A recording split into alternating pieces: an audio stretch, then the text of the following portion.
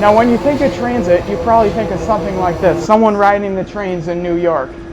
Well, you may not realize it, we got a transit system of our own, and it's a pretty smart way to get around.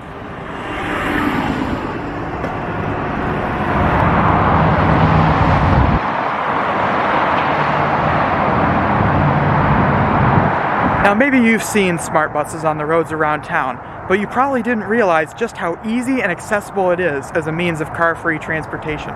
Smart has 44 routes across Metro Detroit, and if you live in one of these Oakland County communities, you already have a smart route near you. And since 4 of OCC's campuses have smart service, it's a great way to get to and from class. You can even use it to get between campuses. From Orchard Ridge, you can catch bus 740, the 12-mile crosstown, all the way down here to downtown Royal Oak. It's about a 40-minute trip, and then from there, it's just a 6-block walk to the Royal Oak campus. And Smart's great for so much more than just commuting to school or work. Smart has routes connecting downtown Detroit to locations all over Oakland County, plus routes to destinations such as Somerset Collection, downtown Royal Oak and Ferndale, and Oakland Mall. And if you're flying out of town, you can even take Smart to Metro Airport and save money on parking. And with fuel prices on the rise, there's never been a better time to try Smart. Smart fares are only $2 each way, no matter what happens with the price of oil. Plus, it's better for the environment than driving. So what are you waiting for? Take a walk, take a bike, find your nearest stop, and hop on the bus.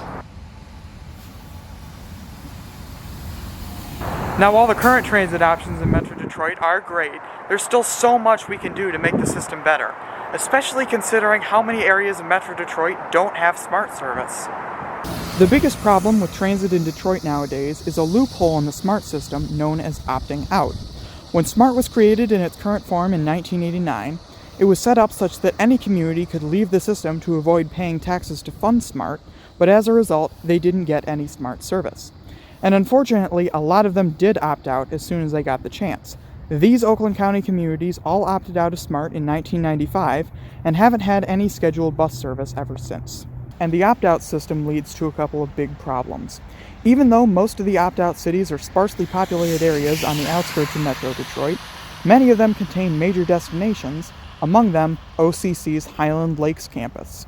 Since Waterford opted out in 1995, you can't get to Highland Lakes without a car, which makes it unreachable for many OCC students. If Waterford were part of Smart, then a route could easily be added connecting Highland Lakes to Auburn Hills and Pontiac. Another issue is what we transit nerds like to call the Swiss cheese problem, where smaller opt-out communities create an invisible barrier between member cities. For example, this potential route along Orchard Lake Road would be a great connector between Auburn Hills and Orchard Ridge. But since Orchard Lake Road passes through the opt-out cities of Sylvan Lake, Keego Harbor, and Orchard Lake Village, this route can't be added to the Smart system. And nowadays, in 2022, both of these issues are at risk of getting worse. Back in February, the City Council in Auburn Hills voted to opt out of Smart, which, if it goes through, will be the first opt-out since Livonia left the system in 2005. It would cut off major destinations like OCC's Auburn Hills campus, plus Great Lakes Crossing and Oakland University. And it would create a barrier to future services between Pontiac and points east in Metro Detroit. And while thankfully, because of a technicality, the Auburn Hills opt-out won't happen right away, it shows the importance of regional cooperation on transit and the massive impact one city opting out can have. Now, one possible solution to this would be a county-wide opt-in, like our neighbors to the east in Macomb County already have.